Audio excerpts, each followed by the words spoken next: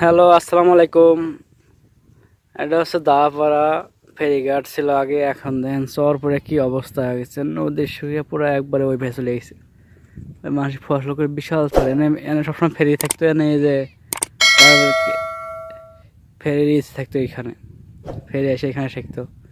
এখানে এই জায়গা দেখেন ধানের চারা হয়েছে, কি অবস্থা নদীর শুকিয়ে এই জায়গা আসে তো চিনতেই পারতেছি না আমি যে এরকম অবস্থা হয়ে গেছে। 15 দিন পরে আসলাম আর কি এই সাইডে, আসে দেখতেছি এই অবস্থা।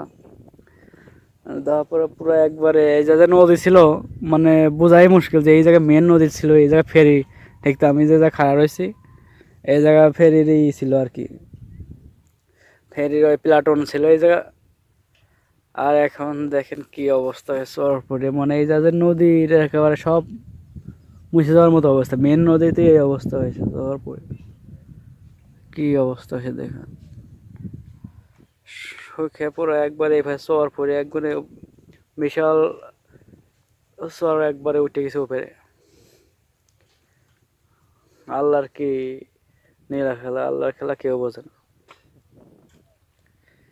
কি অবস্থা, আল্লাহ কি না পারেন এই পানির ঠেলায়, পানি থই থই করতো। আর এখন দেখেন ওই নদীর ভেতর দিয়ে ঘোড়ার গাড়ি চলতেছে।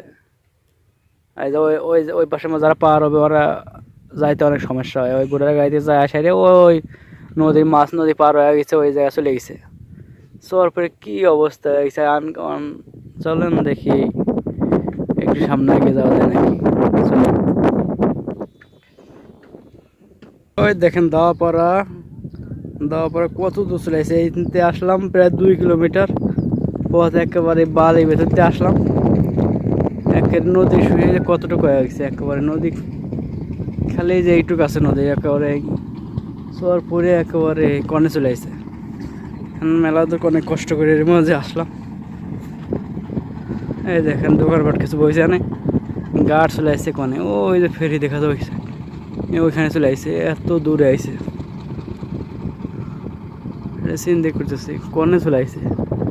আল্লাহ কি না, এই মাছ নদী এখানে আমি খাড়া রয়েছি, মাছ নদীরও পার মাছ নদী এই সাইডেই কাছে, আর এই সাইডে দেখেন কত দূরে, ওই সব এই নদীর মাঝখানে জমি, এসব এসব মাঝখানে নদী ছিল আর কি। পানি ভরা ছিল, কত পানি থই থই করতেছিল। আল্লাহ পাক সবই সম্ভব আল্লাহ পাকের কাছে, এমন কিছু নাই আল্লাহ পাক পারে না। দেখেন এই মাছ নদীতে এখন কত লোক, কত গাড়ি, বালিয়ার বালি, কত মরুভূমির মতো হয়ে গেছে। আল্লাহ সব কিছু সম্ভব আল্লাহর কাছে। ওই দেখেন মানুষ আসতেছে, ওই অত দূরতে আসে, তারপরে মানুষের এই নদী পার হইতে অনেক কষ্ট, অনেক ভোগান্তি মানুষের, এই এখানে আসতে অনেক কষ্ট হয়।